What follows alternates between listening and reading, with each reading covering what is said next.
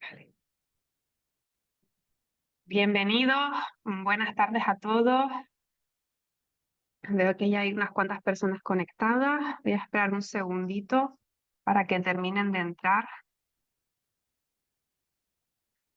Bueno, en lo que se termina de conectar los asistentes, voy a comenzar con la introducción. Como saben, este webinar trata sobre la reforma de la Ley de Puertos del Estado y la Marina Mercante y la Ley de la Navegación Marítima. En esta sesión, lo que vamos a hacer es abordar aquellas cuestiones de mayor interés para las empresas del sector marítimo portuario. Las vamos a intentar abordar de una forma muy clara y accesible, sobre todo centrándonos en las implicaciones y consecuencias directas que estos cambios que introduce la reforma tendrán para las empresas. Para aquellos que no me conozcan, me presento. Mi nombre es Cristina de Lorenzo Cáceres y soy la coordinadora del proyecto Alpha Ship Academy. Esta es una iniciativa de Alpha Ship Shipping Agency comprometida con el desarrollo profesional y el aprendizaje continuo en el sector marítimo. Y hoy pues voy a presentar y a moderar la sesión. Para aquellos que no conozcan la herramienta, brevemente voy a comentar que tenemos la sesión, tendremos la sesión en grabación posteriormente para que la puedan revisionar.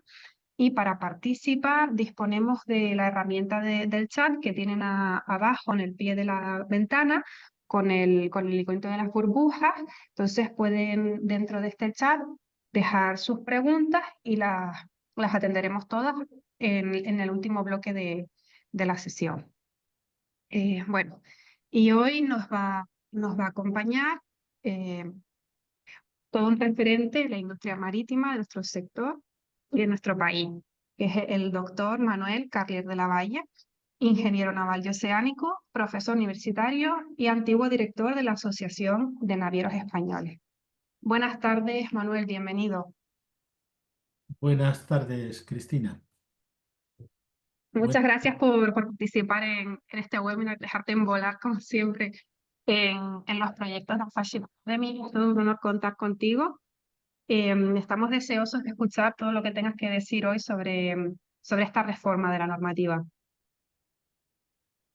Muchas gracias a vosotros por darme esta oportunidad. Espero que sea útil para quien tenga interés en los posibles cambios normativos en el sector portuario y también en el naviero marítimo.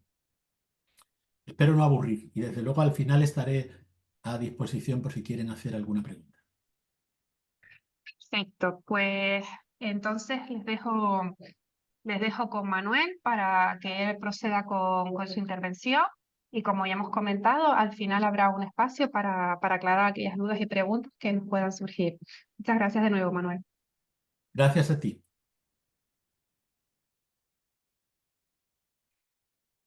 Bueno, espero que puedan ver bien la presentación.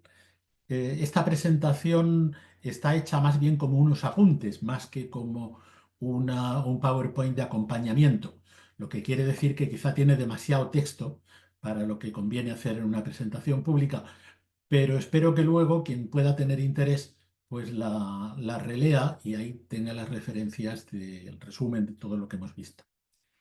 Ya han visto cómo se llama. Hay un proyecto de ley que está en el Parlamento para la modificación de estas dos leyes, la Ley de Puertos del Estado y de la Marina Mercante y la Ley de Navegación Marítima. Y nos vamos a centrar en los efectos prácticos que esto puede tener para las empresas. Cristina ya ha hecho referencia brevemente a mi currículum y aquí lo tienen y tampoco vamos a perder mucho tiempo en ello. He trabajado durante 40 años en el sector marítimo tanto en empresas navieras como profesor de la Escuela Técnica Superior de Ingenieros Navales. Bien, este es el proyecto de ley que nos ocupa. Como tal proyecto de ley ha sido elaborado y aprobado en principio por el Gobierno, procede del Gobierno, y ha sido presentado al Congreso en agosto pasado y calificado el 10 de septiembre. A partir de ese momento en que la mesa del Congreso lo remitió a la Comisión de Transportes y Movilidad Sostenible, está abierto el plazo de enmiendas y se ha prorrogado varias veces. En este momento está abierto hasta el 4 de febrero. Se ha asignado a la Comisión de Transportes, como es lógico, con competencia legislativa plena, lo que significa que no está previsto que haya debate en el Pleno del Congreso de los Diputados. Se va a discutir únicamente en comisión. Esto se suele hacer cuando se trata de proyectos de ley, digamos, de naturaleza muy técnica. No hay, digamos, aspectos políticamente complejos, hoy que estamos tan acostumbrados en las fricciones políticas de nuestros partidos. Hoy no prevemos que haya ningún problema de tipo político en relación con esta ley. Otra cosa es que se pueda o no llegar a tramitar. Está disponible un enlace para que ustedes puedan descargarse el texto completo. El problema es que este proyecto de ley es largo, son 60 páginas y es un poquito árido, tiene una introducción muy larga y en general es además difícil de entender sin tener los textos de las dos leyes anteriores, el Real Decreto Legislativo 2/2011, Ley de Puertos del Estado y de la Marina Mercante, y la Ley 14/2014 de Navegación Marítima. Habría que tenerlos delante e ir comparando. Este trabajo puede llevar mucho tiempo a quien tampoco, de alguna manera, pues sea profesional de los aspectos jurídicos. Entonces, lo que pretendemos con este webinar es aportarles en un periodo de tiempo breve un resumen de aquellas materias que modestamente, en mi opinión, pienso que pueden interesar más a las empresas de los sectores de transporte marítimo y portuario. ¿Por qué digo esto? Pues porque hay otra serie de aspectos que son de carácter más bien formal. Por ejemplo, la ley de puertos y de la marina mercante llama zonas marítimas a los distintos espacios que luego la ley de navegación marítima llama espacios. Entonces hay algunos artículos dedicados a, de una manera u otra, armonizar los contenidos, digamos más bien la expresión de los dos proyectos de ley, que en el fondo no suponen modificación de sustancia ninguna. Entonces vamos a concentrarnos en aquellos aspectos que yo creo que pueden tener más interés para las empresas, tanto las navieras como las que operan en los puertos. Y están clasificados en estos 4 apartados. El primero hace referencia al registro de buques, el segundo al transporte marítimo en tráficos de cabotaje, el tercero a los servicios portuarios y en concreto al servicio de suministro de combustible a buques en los puertos. Y finalmente hay 2 elementos que se incluyen dentro de un apartado que yo he llamado embargo de buques, que se refiere a los privilegios marítimos y a la reducción del importe de la garantía en caso de instar el embargo preventivo de un buque. Son asuntos de índole fundamentalmente práctica y los vamos a ir viendo por el orden que los hemos mencionado. En primer lugar, hay un par de aspectos en los que este proyecto de ley se refiere al registro especial de buques y empresas navieras en Canarias, que abreviadamente llamamos REC. Hay mucha gente que le llama también Rebeca, pero la Asociación de Navieros Españoles siempre hemos preferido llamarle REC, por una cuestión muy práctica, que es que aquella persona que más se opuso a la creación de este registro fue quien propuso llamarle Rebeca.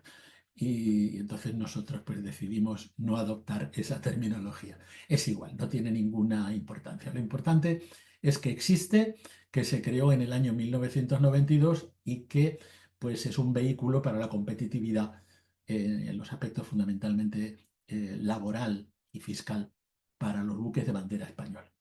Hasta ahora se llama como pone ahí y es un único registro que agrupa un único libro donde se inscriben tanto los buques como las empresas navieras. En este proyecto es otra de las cosas que tampoco tiene ningún efecto. Este registro se desglosa en 2. A partir de ahora se va a convertir en 2 libros. Uno donde se inscriben los buques y otro donde se inscriben las empresas navieras. Esto no tiene por qué tener ningún efecto práctico, sino puramente formal y administrativo. Además, se aprovecha para crear un registro especial de buques y embarcaciones de recreo, que, pues no sé si por compensar o porque se inscribe en las capitanías marítimas de Ceuta y Melilla, de la misma manera que el REC está adscrito a las capitanías marítimas de Santa Cruz de Tenerife y de Las Palmas, Pues este de buques y embarcaciones de recreo se inscribe en Ceuta y Melilla. Esto en principio no tiene por qué tener tampoco ningún impacto sobre las empresas que se dedican al transporte marítimo o a los servicios portuarios. Incido en un tema que no está en este proyecto de ley, pero es muy conveniente que ustedes conozcan. En paralelo con este proyecto de ley, el Ministerio de Transportes y Movilidad Sostenible ha propuesto a todos los demás ministerios, y yo diría que especialmente a los de Trabajo e Interior, un documento que se llama Estrategia Marítima Nacional. Un documento muy amplio donde se propone un amplio conjunto de medidas, algunas de las cuales serían de gran utilidad para mejorar la competitividad de los buques del Registro Especial de Canarias. La Asociación de Navieros Españoles lleva pues, alrededor de 12-14 años señalando que los buques inscritos de bandera española, inscritos en el REC, pues lamentablemente por una serie de razones que sería muy largo explicar aquí, no pueden ser competitivos con otros registros europeos. Y como consecuencia, pidiendo una serie de medidas, ya digo, fundamentalmente en los ámbitos laborales, de trabajo e interior. Y de aprobarse por todo el gobierno esta estrategia marítima nacional, este proyecto de ley del que estamos hablando podría servir de canal o de vehículo para que, introduciendo en el mismo por la vía de enmiendas al articulado, ya sea en el Congreso de los Diputados o en el Senado, todas o alguna de esas medidas que están contenidas en la Estrategia Marítima Nacional se pudieran incorporar, reforzando de esta manera la competitividad de los buques del REC. Pero de momento, el proyecto solamente incide en uno de los aspectos que también aparece en la Estrategia Marítima Nacional, que se refiere a la nacionalidad de la dotación, la nacionalidad de los miembros de la dotación o, en otros términos, de la tripulación del buque. ¿Cuáles son los requisitos de nacionalidad para los miembros de la tripulación de los buques del REC? Hasta ahora, en principio, y digo en principio porque hay un párrafo que luego leemos que permite una excepción, en principio, capitán, primer oficial, y el 50% del resto de la dotación de los buques inscritos en el REC tienen que tener nacionalidad española o bien de un Estado miembro de la Unión Europea o bien del Espacio Económico Europeo, por ejemplo, Noruega. Prevé la ley que caso a caso es posible autorizar un porcentaje menor de nacionales europeos. Pero esto se ha hecho muy pocas veces.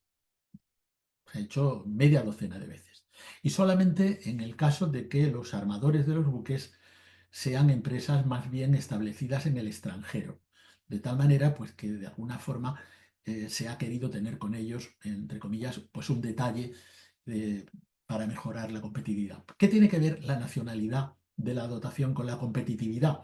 Bueno, es evidente que no es lo mismo contratar marinos españoles o europeos que marinos filipinos o indios o cubanos. En este segundo caso, obviamente el coste laboral es menor. Sin entrar en si esto es o no justo y demás, es cierto y de alguna manera es un elemento clave para la competitividad de los distintos registros. Ahora lo vamos a ver después. Bueno, pues este proyecto de ley modifica esa regulación actual estableciendo que ese 50% ya no se va a aplicar a todo el resto de la dotación, sino solamente a la dotación mínima de seguridad. Esto es de especial interés para los buques de pasaje, tanto los RoPax como los buques de crucero especialmente, que suelen tener una parte importante de su dotación dedicada fundamentalmente a la atención del pasaje, a catering, hotel, etcétera, que no está incluida en la dotación mínima de seguridad. Puede darse perfectamente el caso que un buque de RoPax, un buque ferry de pasaje, pues que tenga una tripulación total de unos 50 personas, la dotación mínima de seguridad pueda ser 20 y en este caso pues todos esos 30 personas que no están incluidas en la dotación mínima de seguridad podrían perfectamente no ser de nacionalidad europea. Por lo tanto, es un paso adelante en la competitividad del registro. Ahora bien, ¿ese cambio es suficiente?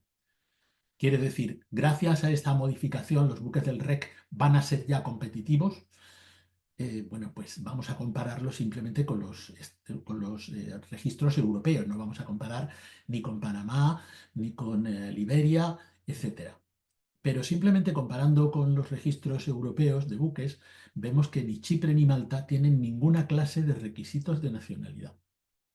Que los registros nórdicos, como el DIS y el NIS, exigen que el capitán sea o bien danés o bien noruego. En el caso de Noruega también se admite que sea nacional de la Unión Europea, y en ambos casos no hay requisitos adicionales para el resto de la dotación. Son, por supuesto, en ambos casos, pues requisitos muchísimo menos exigentes, no ya que los que tenemos ahora en el REC, sino los que tendremos con esta nueva modificación legal si se aprueba. Y en el caso de Madeira se pide que el 30% de la dotación mínima de seguridad sean europeos, no el 50%, sino el 30%. Y además, en caso de que el armador sea español, los nacionales de países latinoamericanos hispanoparlantes se asimilan a europeos. Dicho de otra manera, bueno, es un paso adelante, pero desde luego este cambio legal no soluciona los problemas de coste laboral del registro especial de Canarias. Otro aspecto interesante, que en este caso, aunque lo he colocado en este apartado por no complicar demasiado la presentación, no se aplica únicamente a los buques del Registro Especial de Canarias, sino a todos los buques de bandera española, es la modificación en la tramitación de la baja en el registro.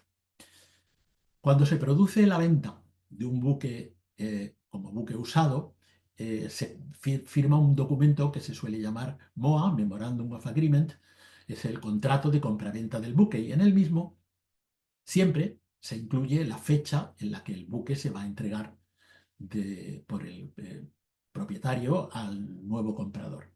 Y siempre se incluyen, en caso de retraso, una penalización por cada día de retraso en esta entrega y una fecha límite. Si se supera un número determinado que se pacta en el contrato de días de retraso, el comprador tiene derecho a cancelar la venta. Dice, mira, ya han pasado muchos días, no me entregas el barco, quédate con el barco sin perjuicio de que me abones las penalizaciones.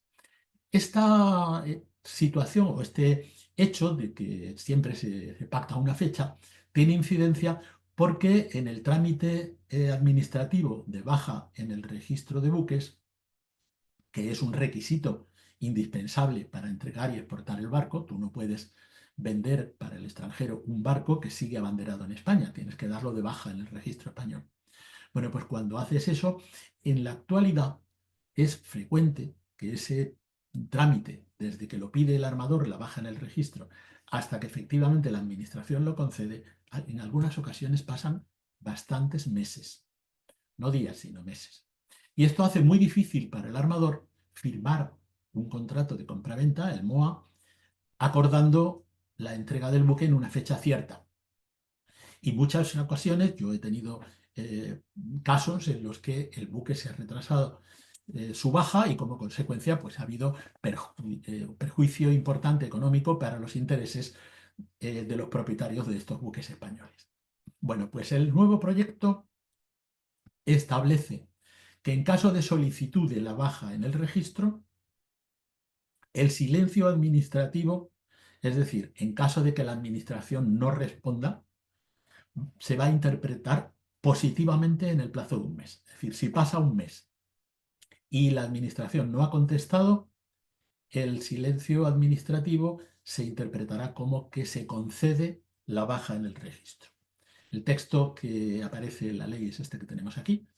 Las solicitudes de baja las presentará el titular registral, entendiéndose concedida la baja si no se resolviera expresamente en el plazo de un mes, pero con una condición: que se hayan cancelado todas las hipotecas y cargas y gravámenes que hubiera inscrito sobre el buque. Si no se han cancelado, sino que éstas subsisten, el silencio administrativo será desestimatorio. Es decir, no se concede automáticamente la baja, sino que habrá que esperar a que la administración nos la conceda. Se añade, yo he subrayado ahí un texto que me resulta muy curioso, porque dice, por razones de urgencia debidamente justificadas, se podrán resolver las solicitudes de baja en el plazo de 15 días. A mí me resulta obvio que la Administración puede resolver, si quiere y si puede, las solicitudes de baja no en 15 días, sino en 15 minutos, si tiene esa posibilidad.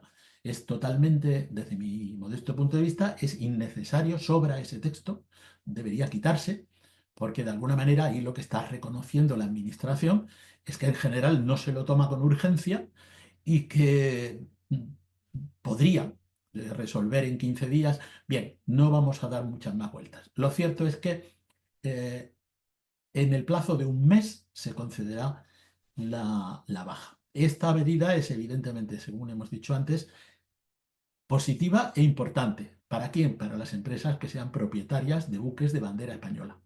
Y ya he dicho antes que no solamente los buques del Registro Especial de Canarias, sino cualquier clase de buque de bandera española. Bien, vamos al segundo apartado de los que mencionábamos anteriormente. El transporte marítimo de mercancías o de pasajeros entre puertos españoles, con amparo en el reglamento europeo que tienen ustedes ahí, 3577 del 92, está reservado a buques de pabellón español o de la Unión Europea. ¿Qué quiere decir eso? Pues quiere decir que un barco de bandera de Liberia no puede transportar mercancías ni pasajeros pues, entre Barcelona y Gran Canaria o entre Algeciras y Valencia. No puede hacerlo en principio. Tendría que pedir una dispensa especial porque ese tráfico está reservado a buques de pabellón español o de la Unión Europea. Y esto es totalmente legal con arreglo al reglamento europeo del año 92 que hemos mencionado. Es importante saber que esta reserva se aplica no solamente a las mercancías que se mueven con origen o destino final en los puertos españoles, es decir, por ejemplo, una mercancía que procede de Zaragoza se embarca en Barcelona con destino Canarias, ¿eh? Que tiene su origen y su destino final en España. No, incluso en el caso de que el origen o destino final de la mercancía sea un puerto no español, por ejemplo, un contenedor que venga de China, se desembarque en Barcelona, se embarque en otro barco más pequeño y ese barco más pequeño lo lleve o bien a Valencia, o bien a Algeciras, o bien a Las Palmas. Bien, esos se llaman contenedores feeder, contenedores que se mueven en tráficos nacionales, pero como apoyo a tráficos transoceánicos. Bueno, pues en la medida en que esos contenedores se hayan embarcado, en este caso que el ejemplo que hemos puesto en Barcelona, y se desembarque también en un puerto español, pues esos contenedores también deberán transportarse, con arreglo a la normativa actual, en buques de bandera española o de la Unión Europea. Una protección para los buques de banderas europeas.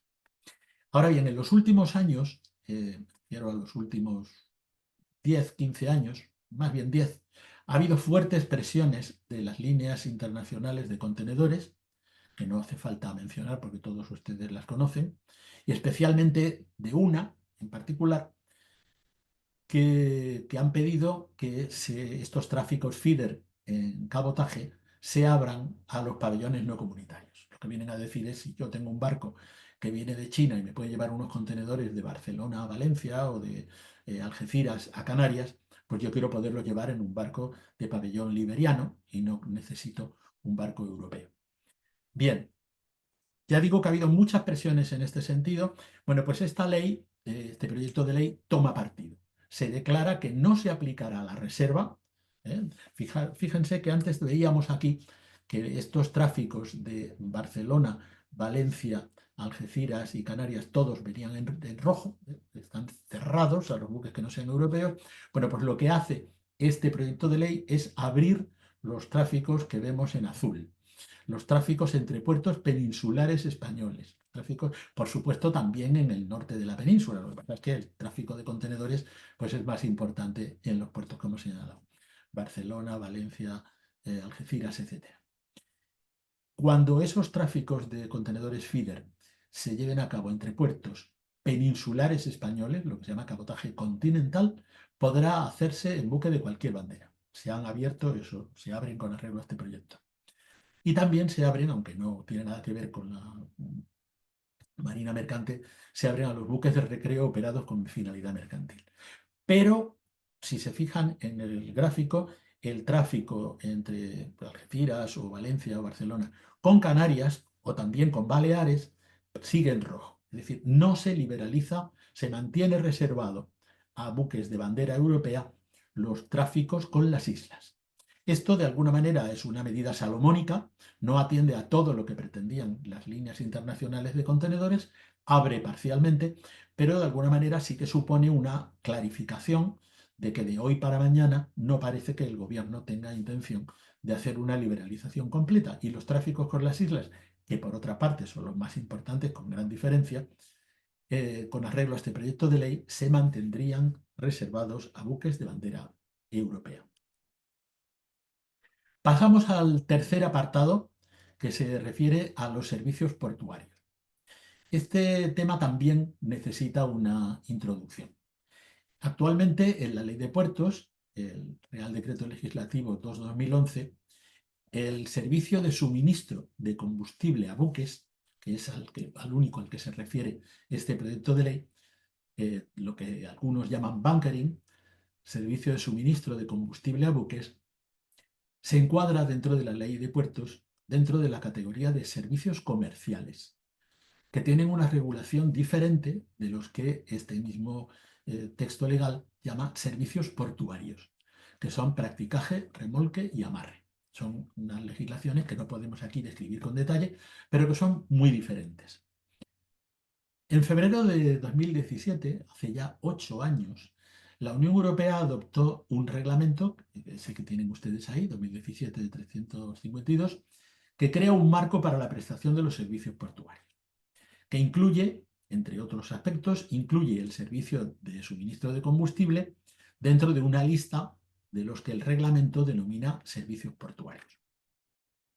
E incluye también servicios como practicaje, remolque, amarre, etc. Es decir, de alguna manera, este reglamento no diferencia entre lo que España llama servicios portuarios y lo que España llama servicios comerciales.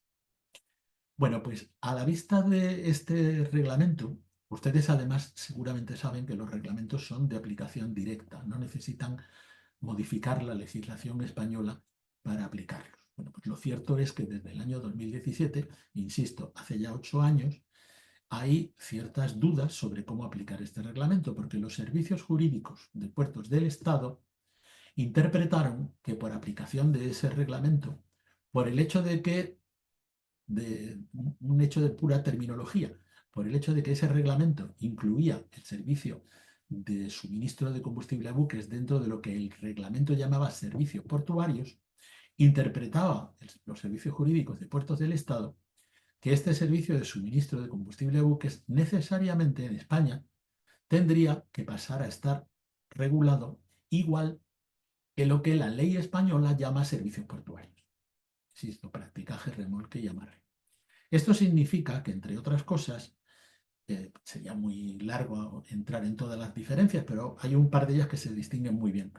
Los servicios portuarios, la ley de puertos les obliga a dar una cosa que se llama cobertura universal a todos los usuarios, que es que el prestador de servicios de practicaje o de remolque o de amarre está obligado a prestar servicios a todo aquel naviero o armador que lo solicite al entrar o salir del puerto. Además, se prevé la fijación de tarifas, unas tarifas que deben aplicarse de manera igual a todos los usuarios, sin perjuicio de que puedan contener descuentos por frecuencias, etc. Claro, la fijación de tarifas en materia de combustibles pues es una cosa realmente complicada. Y la cobertura universal parece que podría significar que todo buque que entre en un puerto, sin haber contratado previamente el servicio, podría exigir su derecho a que se le suministre combustible. Eso implicaría que la práctica del servicio de suministro de combustible a buques tendría que ser muy diferente a como es hoy día. Bueno, Puertos del Estado encargó un estudio, a petición de la Asociación de Navieros Españoles, ANAVE, para estudiar esta materia y ese estudio determinó que en los puertos españoles se suministran cada año más de 8 millones de toneladas. En los últimos 3 años, entre 2022 y 2024, de media se han entregado de media unos 9,7 millones, es decir, es una cantidad que sigue en aumento. Dicho de otra manera, España es uno de los países que más combustible suministra del mundo a los buques y ahí hay un negocio no solamente para los que venden el combustible, pero sí también para quienes lo suministran, etcétera. Hay una capacidad de negocio que sería una pena perder por complicar las cosas. Pero además otro elemento, otra conclusión de ese estudio es que todas las partes implicadas, navieros, suministradores, autoridades portuarias, etcétera, se mostraron de acuerdo en que consideraban satisfactoria la manera en que se presta actualmente este servicio y no determinaban que hiciera falta, no veían necesario para nada ni conveniente que se modificara la forma en que se presta actualmente el servicio.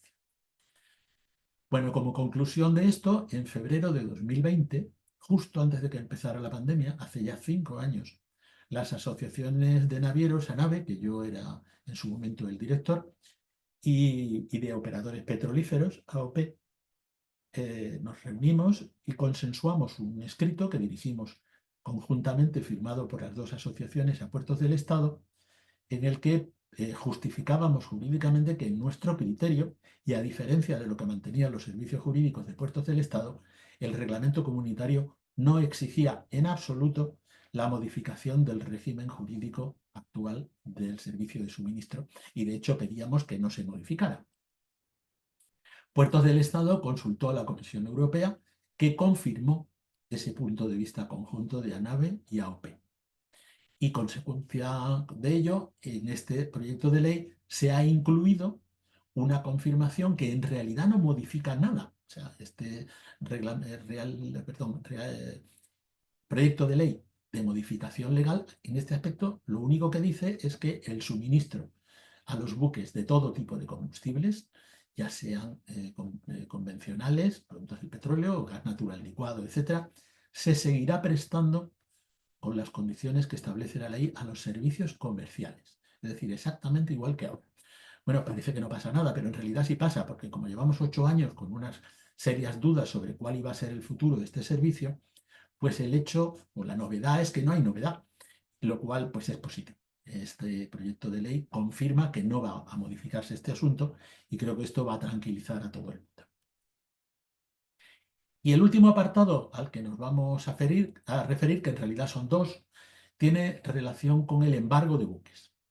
Existe un convenio internacional sobre los privilegios marítimos y la hipoteca naval, firmado en Ginebra en 1993 y que ha sido ratificado por España y que por lo tanto es ley en España, que establece que determinados créditos, determinadas deudas contra el propietario, el arrendatario, a casco desnudo, el gestor naval o el naviero del buque, se reconocen como privilegios marítimos. Estos privilegios marítimos o créditos marítimos privilegiados tienen las 3 características que tienen ustedes ahí. En primer lugar, gravan al buque sin necesidad de publicidad registral. A diferencia de la hipoteca, que tiene que inscribirse en el registro, estos créditos, en el momento en que se produzca cualquiera de ellos, gravan al buque. Es decir, el buque es garantía, es una garantía real que se llama. Real no en el sentido de que sea del rey, sino viene del latín res, rey, cosa. Y por lo tanto es un crédito sobre la cosa. La cosa, el barco en este caso, actúa como garantía del pago de ese crédito. Bien, en segundo lugar, siguen al buque a pesar de que cambie de propiedad o de pabellón. Es decir, si se genera un crédito privilegiado y ese barco se vende y además cambia de pabellón, no pasa nada, porque el titular del crédito, al que en su momento se le debe el dinero, puede reclamar en cualquier puerto del mundo donde se aplique el convenio, puede reclamar el arresto del buque, el embargo del buque, y reclamar que a pesar de haber cambiado de propietario o de arrendador, etcétera, el crédito ha seguido al buque. Y además, lo más interesante de todo es que estos créditos privilegiados gozan de preferencia sobre las hipotecas y demás cargas y gravámenes inscritos.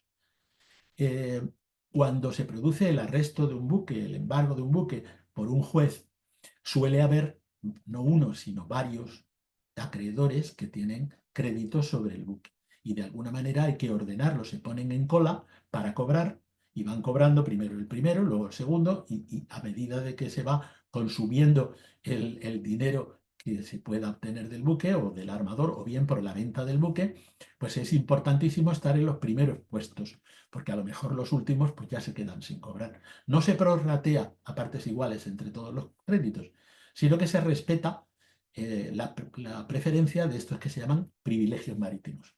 Por lo tanto, es una gran ventaja para un acreedor que su crédito sea privilegiado, porque esto le da prioridad sobre otros acreedores y en particular sobre la hipoteca, y además pueden seguir al buque, a pesar, ya digo, de que se venda o cambie de pabellón. Bueno, la ley de navegación marítima, a la hora de reconocer cuáles son esos créditos privilegiados, se hace directamente referencia al convenio que hemos mencionado, el Convenio de Ginebra de 1993. Bien, en el Convenio de Ginebra se mencionan estos 5 tipos de créditos. No los voy a leer todos, pero se refieren a los sueldos de la tripulación, muerte o lesiones corporales por la explotación del buque, el salvamento del buque, los derechos de puerto, de canal y otras vías navegables, y por culpa extracontractual. Bueno, pues lo que hace este proyecto de ley es añadir un nuevo apartado al artículo 124 de la Ley de Navegación Marítima que dice: los créditos por suministros o reparaciones y por servicios de consignación estarán dotados de privilegio marítimo, en los mismos términos que el artículo 6 del Convenio Internacional concedía a estos mismos que antes hemos visto.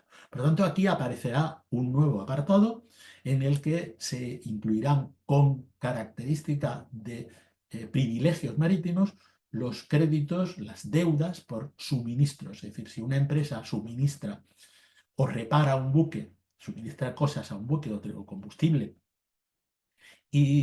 o repara un buque y no se le paga, o un consignatario da servicios al buque y quien lo haya solicitado, ya sea el armador o el naviero, no le paga, esas deudas están dotadas de privilegio marítimo y están, por lo tanto, por delante de todos los demás créditos que no sean esos 5 que hemos visto anteriormente.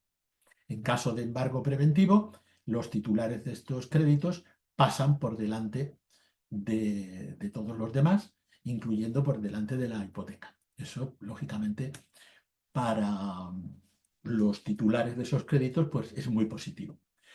Y además, en relación con lo anterior, hay otro apartado que también hace referencia al embargo de buques en este proyecto de ley, que modifica el artículo 472 de la Ley de Navegación Marítima. La regulación actual, lo que en este momento dice la Ley de Navegación Marítima, es que en caso de embargo preventivo, el juez debe exigir a quien pida que se embargue el barco una cantidad suficiente, una garantía, una fianza, para responder en caso de que por alguna razón no se pueda luego justificar que su crédito, el crédito que él alega, pues esté realmente basado en documentación fiable. Lógicamente, si se detiene un barco y el barco queda en puerto inmovilizado unos días, se pueden producir daños, perjuicios y costas. Y actualmente la Ley de Navegación Marítima prevé que esa garantía debe ser como mínimo el 15% del crédito reclamado. Un 15% de una cantidad importante puede ser una cantidad importante. Y como consecuencia, pues hay algunos casos en los que no se llega a producir el embargo porque la empresa que tiene el crédito correspondiente pues no dispone de ese 15% o no quiere arriesgarlo porque no tiene una documentación suficientemente sólida. Bueno, lo que hace en este caso el proyecto, y con esto pues terminamos casi nuestra exposición, es reducir el importe mínimo de la garantía, que el juez puede desde luego establecer en un nivel mayor si lo considera oportuno, pero el importe mínimo que debe exigir por ley se reduce del 15 al 5%. Bueno, es una reducción importantísima, y esto a reducción de la fianza es sin duda una buena noticia para los acreedores, especialmente por suministros, reparaciones y servicios de consignación, que son los que han accedido gracias a esta, que podrían acceder, digamos, gracias a este proyecto de ley, a la característica de créditos privilegiados. Como consecuencia de esto, es previsible que si esta modificación se aprueba, aumenten los embargos preventivos de buques en puertos españoles, sobre todo considerando conjuntamente esta reducción de la garantía con la anterior, el aumento de los créditos privilegiados a los suministradores, reparadores y consignatarios. Obviamente, los bufetes de abogados también se alegrarán porque habrá, digamos, trabajo para ellos en los casos que eventualmente se pudieran abrir.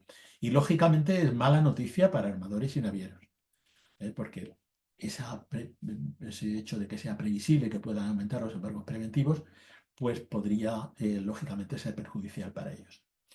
Y como final, pues creo que merece la pena tomar buena nota de que un buque tomado en fletamento por tiempo, si nosotros somos una empresa que toma en fletamento por tiempo un buque, este buque podría ser embargado, aunque el crédito sea contra el propietario del buque, que no tiene nada que ver con nosotros. Nosotros no debemos nada al que lo embarga, pero de hecho, al ser el buque la garantía real de los créditos privilegiados, pues nos podría embargar un buque que estamos operando si hay un crédito contra el propietario o contra el armador del buque que no seamos nosotros. Eso es un elemento importante que conviene, lógicamente, tener en cuenta.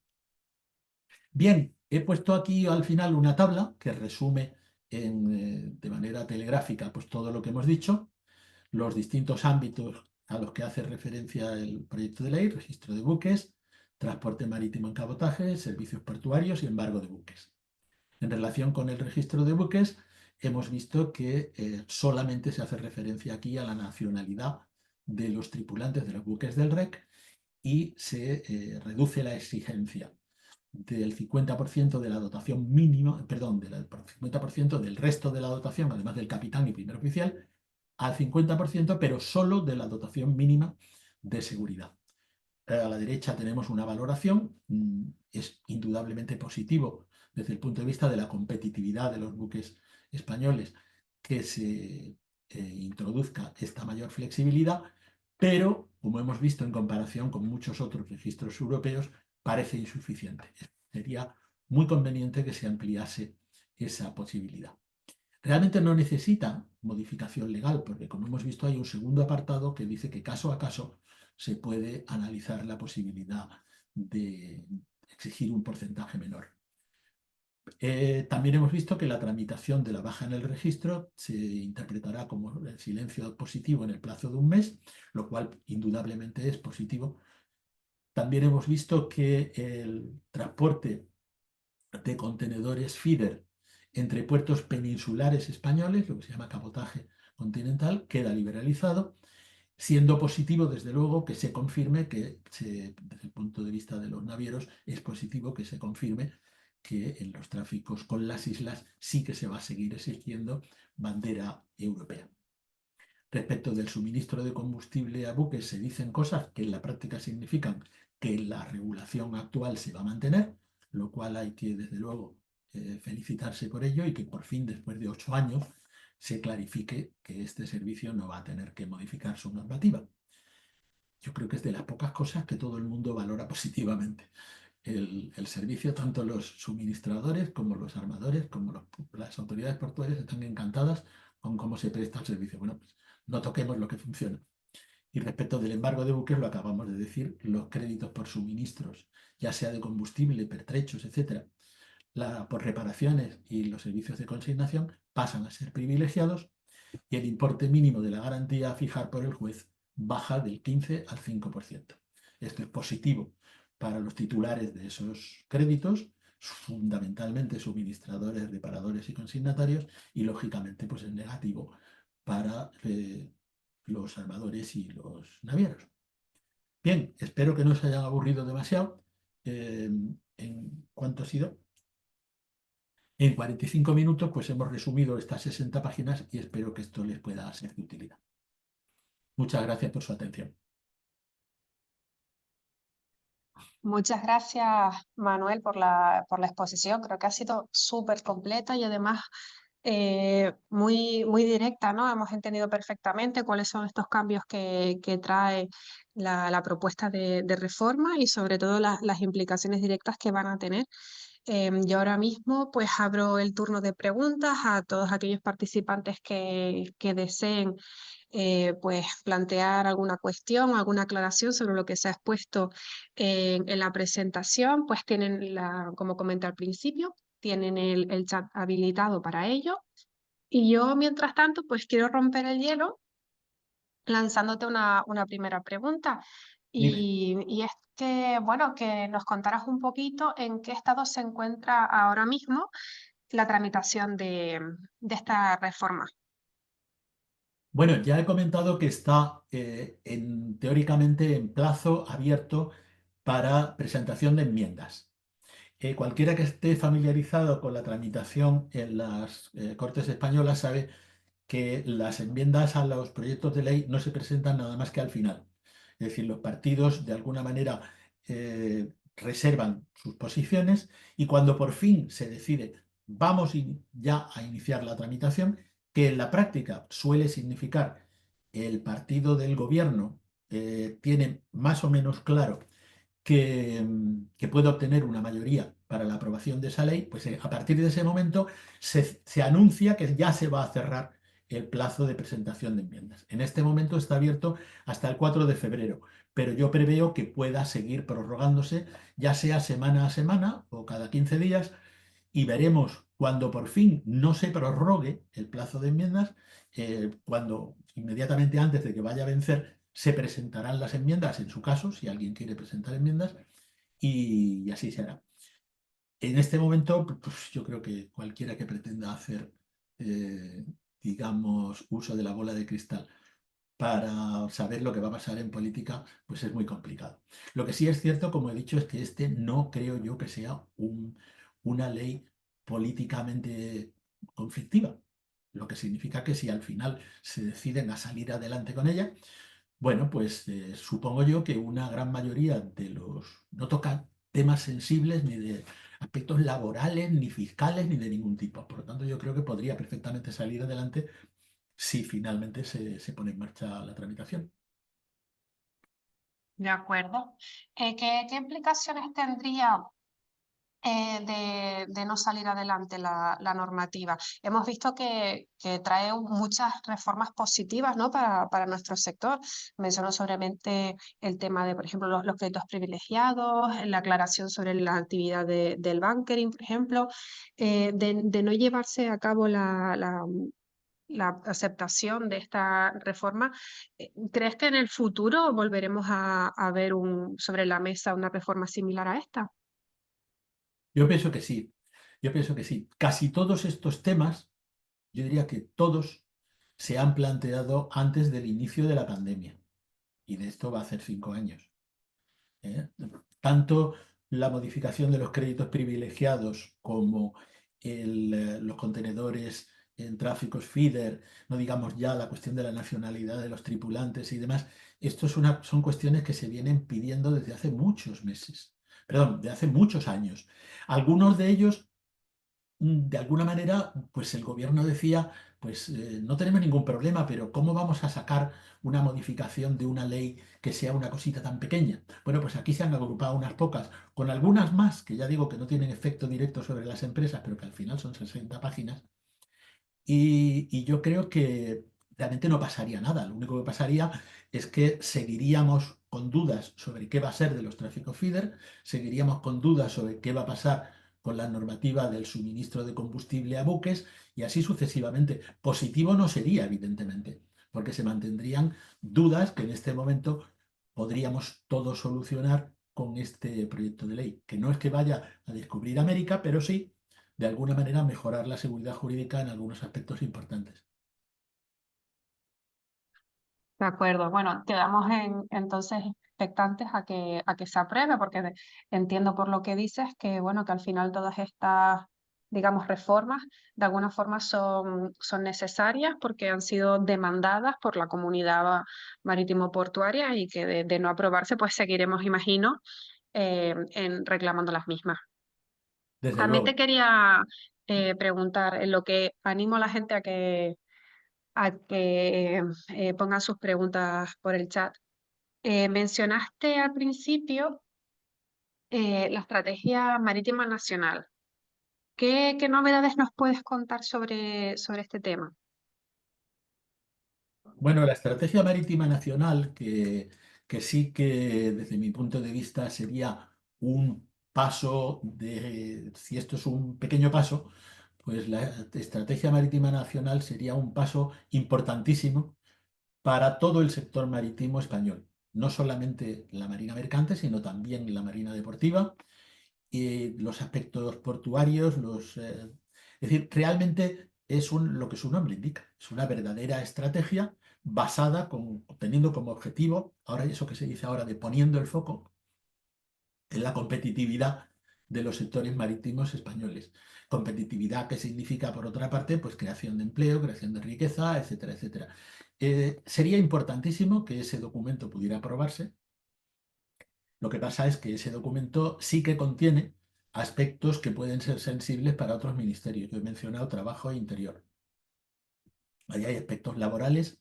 Yo voy a mencionar uno que no parece muy conflictivo, que es el hecho de que las inspecciones de los inspectores de trabajo en relación con el convenio marítimo internacional de la OIT, eh, en todos los países del mundo, pues las llevan a cabo, como casi todas, lo que se llaman las sociedades de clasificación. Son organizaciones internacionales especializadas. Bueno, pues aquí tienen que subir a bordo tres inspectores, uno de sanidad, otro de la Dirección General de la Marina Mercante y otro de la Dirección General de Trabajo. Como consecuencia, pues es extremadamente complicado organizar esas inspecciones y fíjense que es un tema puramente administrativo. Bueno, pues a mí me parece la estrategia marítima nacional, lógicamente proponen simplificar ese trámite administrativo y a mí no sé por qué me da la sensación de que el Ministerio de Trabajo en particular esto no le va a hacer mucha gracia. La normativa, otro aspecto que no tiene absolutamente nada que ver con el anterior, la normativa relativa al embarque de guardas armados en casos, en zonas de piratería, pues en España es mucho más complicada que en la inmensa mayoría de los países del mundo. Bueno, pues por la razón que sea, el Ministerio de Interior no está muy dispuesto hasta ahora a simplificarlo. Y yo creo que sería fundamental que todos estos pequeños escollos que al final se convierten en una pequeña losa de mármol que cae sobre la competitividad de los registros españoles, pues la estrategia marítima nacional sería dar un paso importante. En las últimas semanas se ha confirmado que el Ministerio de Hacienda no piensa plantear ninguna objeción, lo cual por otra parte tampoco tiene nada de particular, porque el Ministerio de Hacienda no se ve de ninguna manera afectado o no se ve de manera importante afectado por la estrategia marítima nacional.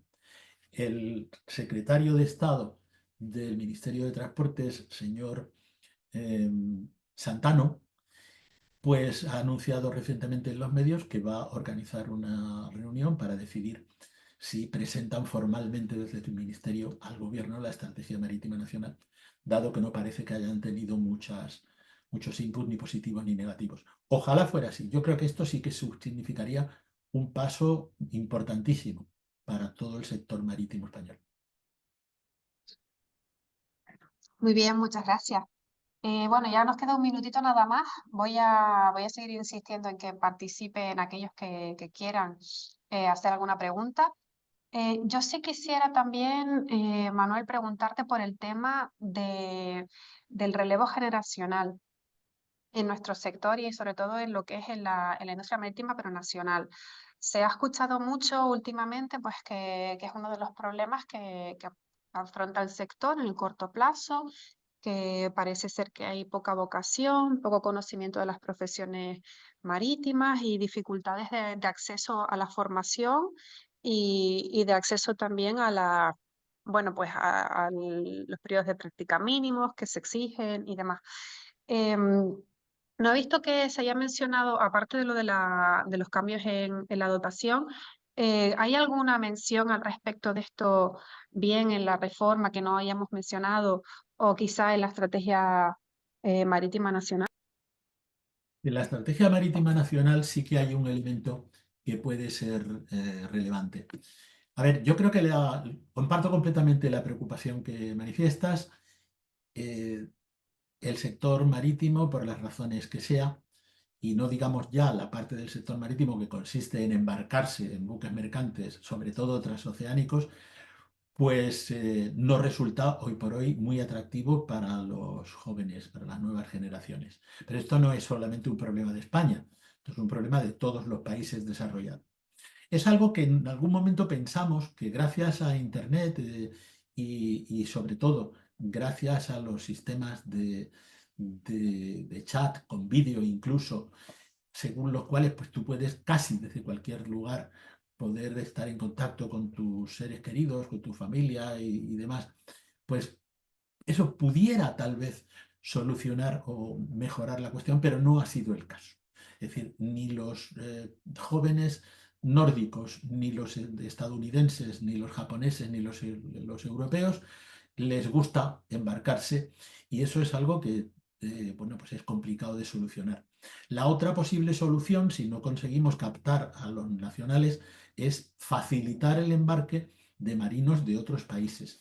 El sector marítimo pues tiene la ventaja de que la formación de sus profesionales está completamente regulado en el ámbito internacional por un convenio de la Organización Marítima Internacional. Eso garantiza que cuando viene un señor con un título expedido por Cuba, expedido por Estonia, por cualquier otro país, por Ucrania, pues ese título acredita los mismos niveles de formación que si fuera español o francés. La estrategia marítima española facilita el reconocimiento de esos títulos, pero eso no sería la solución que todos querríamos. Yo creo que la solución que todos desearíamos sería que nuestros jóvenes se animasen a trabajar en las profesiones relacionadas con el mar.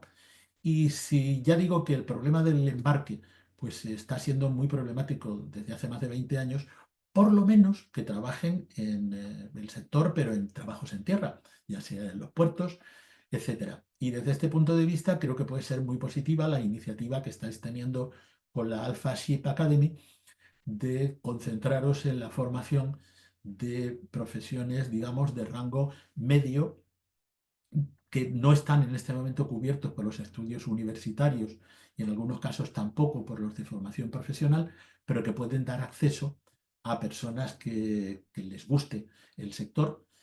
Y yo, bueno, os animo a seguir eh, profundizando en este proceso de formación de profesionales.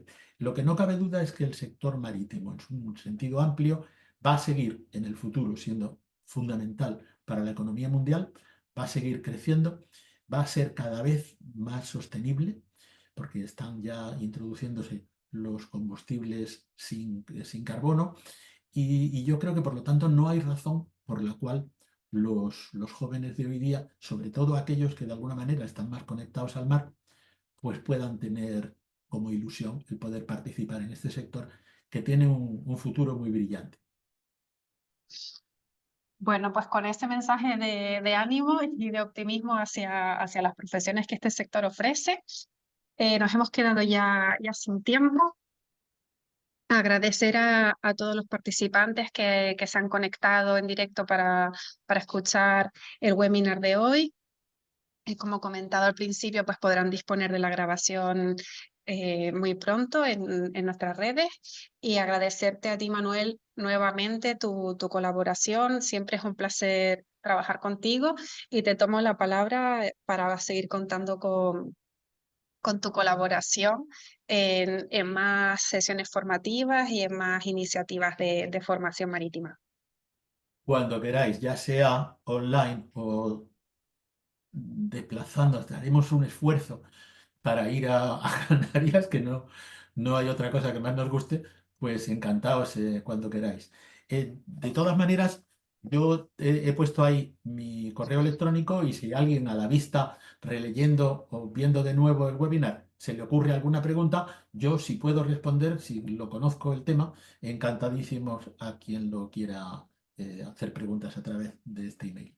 Muchas gracias, Cristina, y gracias, Alfaship. Bueno, con esto me despido. Muchas gracias a todos y buenas tardes. Que tengan todos buena tarde. Adiós.